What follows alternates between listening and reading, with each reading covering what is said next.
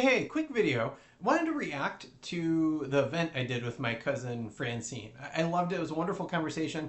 I listened back to it because somebody pointed something out to me, and I'm a little disappointed in myself. I try to be very present in the moment and listen to the question I was asked, but towards the end, she asked me a question about essentially what happens after the book is over. And the book we're talking about is At the Wake.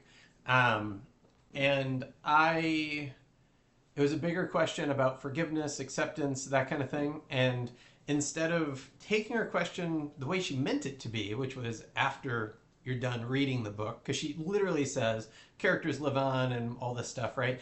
And somehow I got wrapped up in whether or not the characters within the book get forgiveness and acceptance. And anyway, so I was thinking about it and I just figured I would just capture it here really quick and actually answer the question Francine asked, which is, I do think a lot of what I said about forgiveness and acceptance is difficult. The acceptance is probably more realistic than forgiveness.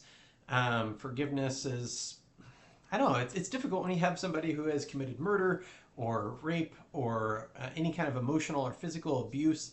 I don't know that forgiveness is the thing you're looking for. It's accepting that it happened, moving on, finding a point of healing.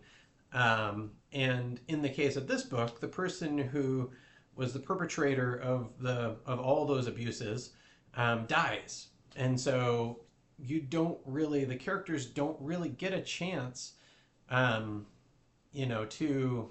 have a heart to heart with that person. And a couple of them kind of do off screen. There's allusions to conversations that happen in the prison. But with somebody who is wildly manipulative like that, and it's hard to know how much Achiel, the main character here, really is sincerely reacting to those people, or if it's a future play. I guess what I would think about is, in terms of, do those characters in the book, the remaining family members, get some kind of healing afterwards? And I would say yes. I mean, time, perspective, all those things kind of mute those little injuries, or those big injuries that turn smaller kind of scabs throughout life. And so, yeah, I think they get to a point where it is, I wouldn't say numb. I wouldn't say, that they're happy about those things, but they've accepted them and it's just part of their reality. And I think also the book itself is them telling each other stories, talking to each other.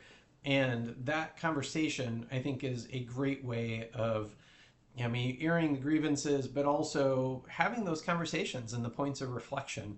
That reflection is the thing, I think, that then leads to an acceptance and growth and healing. Obviously, there are lots of smarter people than I who would probably disagree with that. But in my mind, when I was writing this is really what I was kind of thinking about there. The trauma is still there. There's still obviously memories and moments that will trigger things like that.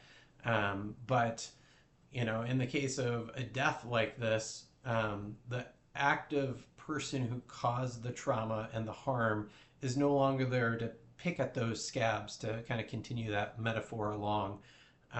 And the characters, I think, do get to a point of acceptance and kind of healing. And hopefully through the course of the book, you see that develop, because it does jump around a little bit in time, but towards the end, you really do get a kind of later generation perspective where people have mellowed, people are talking about these things that they once buried and hid. So I like to think outside of the book, the family becomes closer and more connected in a way that, before they were kind of this tight-knit group of people bound together by this event that overshadowed a lot of what they did.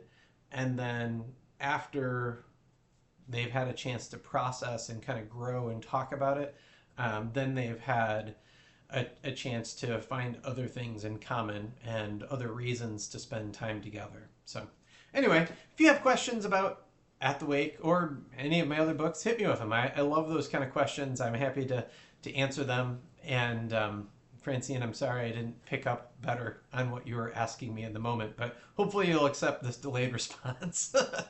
Thank you so much.